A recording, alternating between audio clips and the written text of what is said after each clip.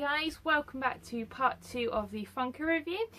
This time I have a little bit of a changeover. I've got some gaming pops from Bafuzela. I also have some Disney and a couple of other pops for the mix. So as always, I will flip the camera around, put them on the Wheel of Destiny, and I hope you enjoy the review. Okay guys, so welcome back to part 2 of the Funko review. First up we have is Marvel, and this is Storm from the X-Men, or obviously the classic X-Men generation cartoon. I really loved X-Men when I was growing up. This was like back when I was in junior school, when I was like sort of 8 or 9. And Storm always really stood out to me as a very powerful sort of female character to me, and she had pretty awesome powers as well, controlling the weather. So anyway, in this series we have a couple of others. So we have, sorry if my camera's not focusing very well, so we have Charles Xavier, we have Cyclops, Colossus, Mystique, which I also have, and Magneto. And yeah, my fiance currently has Professor X, and he did have Colossus, and my friend Alex has Cyclops, so he is Planet of the Suns. I might buy him off him to start a bit of an X-Men collection.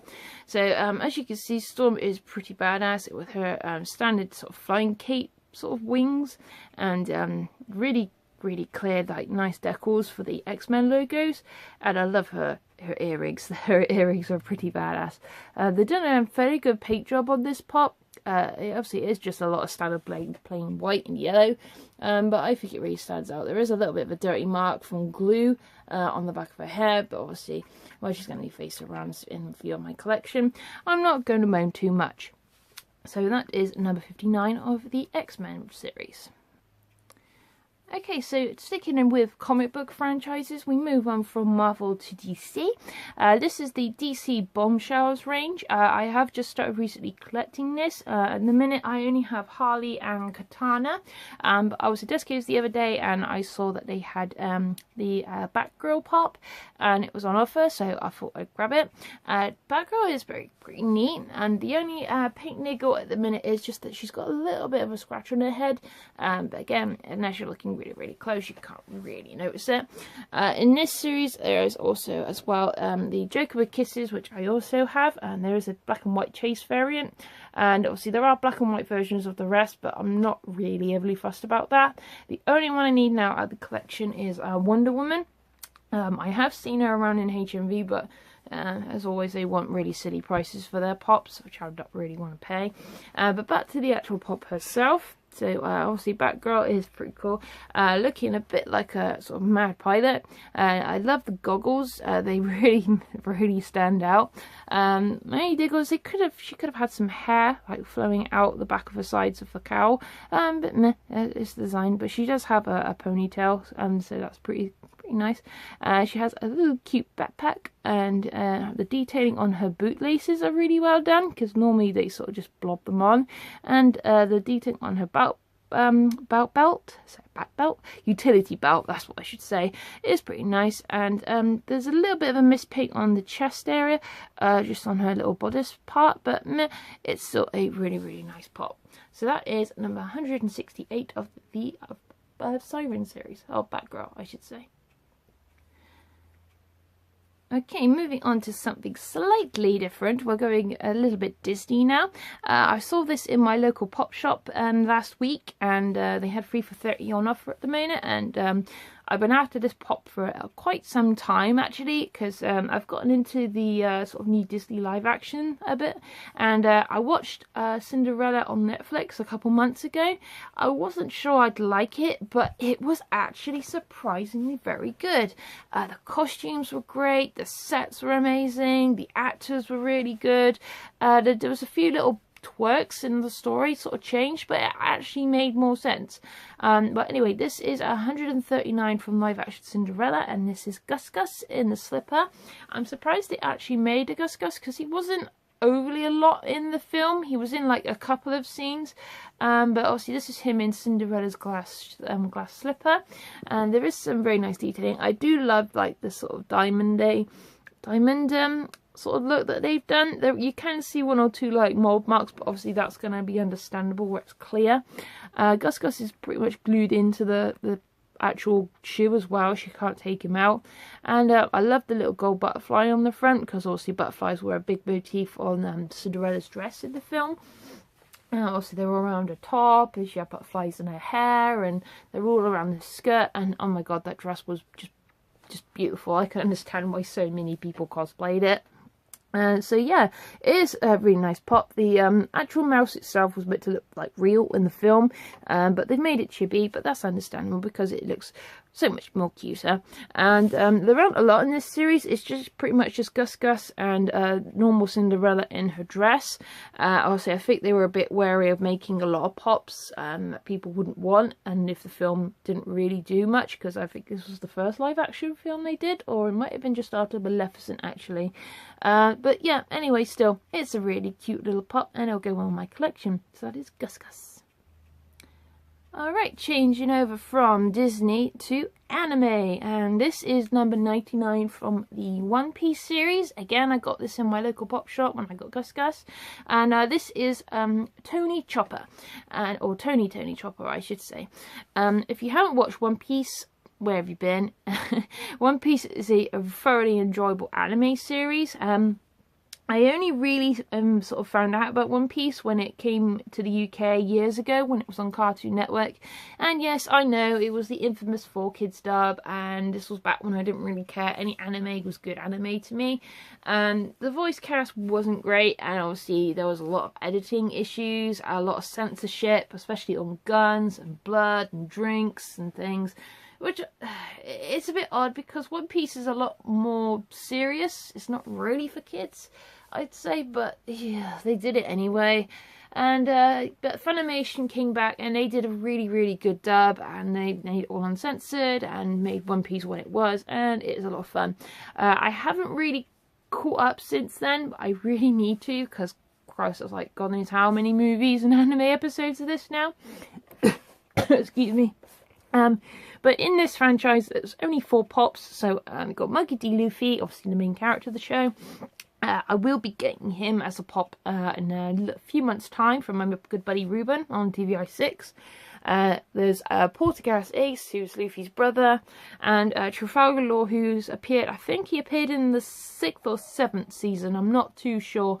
I know an old friend of mine was really obsessed with him at one point. And yeah, there's a lot of fan art going around of him. So anyway, Tony Chopper's really well done. He's just in his standard suit and his infamous medic's hat. And Tony Chopper's a really interesting character, actually. Luffy came across him. He was basically wanting to be a doctor because he wanted to help people, and but he got sort of shunned aside by the villagers a lot because they thought he was a monster, because he could transform into like this huge hulking reindeer thing when he got really angry. And he always felt very outcast, and obviously the deers were all like normal deers, and of course obviously they shunned him for being different. But yeah, anyway, he joined the One Piece crew as the medic, and he's a really outstanding character, and the pop is just so colourful and just so cute. I had to get him. So anyway, me babbling on about anime.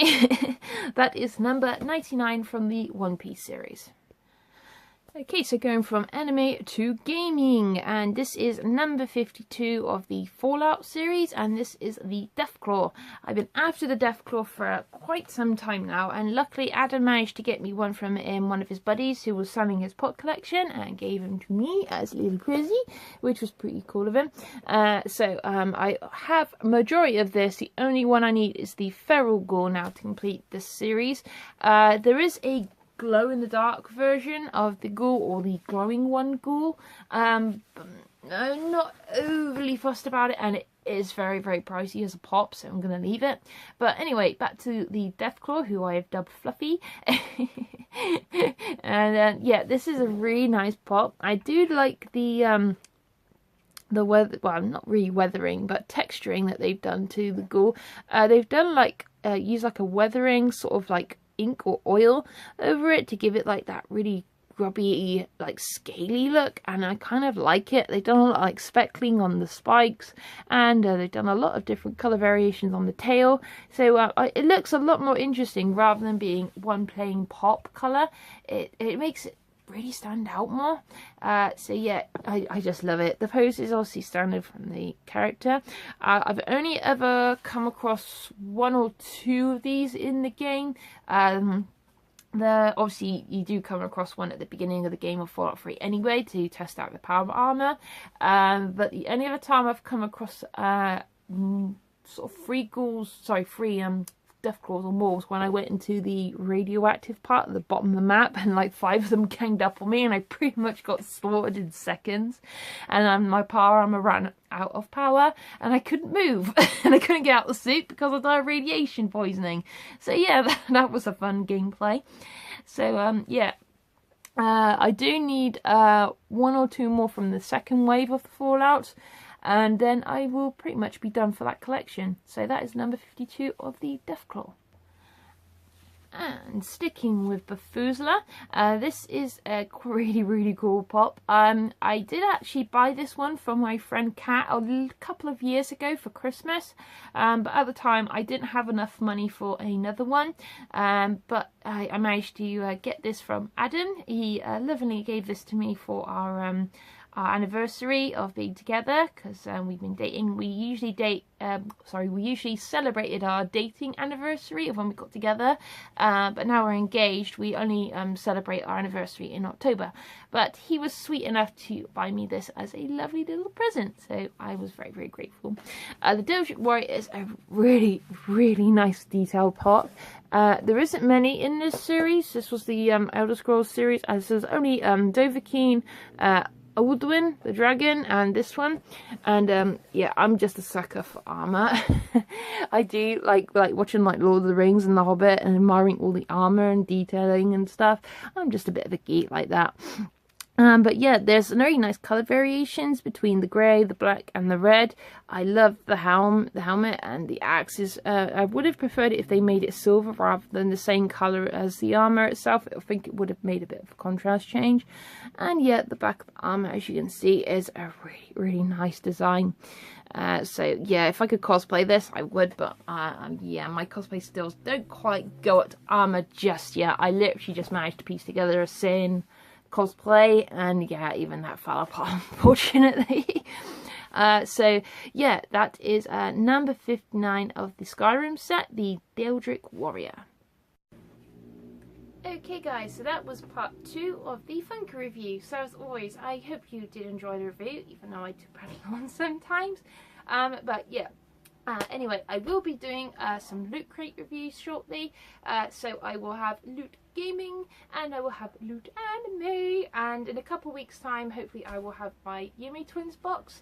I will be stopping Yume Twins at some point because I'm thinking of getting the new Loot Crate Fallout, and which is a 6-part box which has a different Fallout theme each month. The first box is the Vault Tech box, and each box has a various selected Loot Crate exclusive item, and it also has a part of a figure which you build up each month, and it's supposed to be a set of power armor with dog meat. So I'm looking into that, and I'm also looking at the new Stranger Things crate. Obviously next month is Halloween in October, so I can't wait, and that means season 2 of Stranger Things, which I am absolutely looking forward to. So I've seen the trailer multiple times, watched a lot, trying to look for the Easter eggs and all, etc. So anyway guys, until next time, I will say sayonara des, and stay nerdy, stay happy, and keep collecting. Bye guys!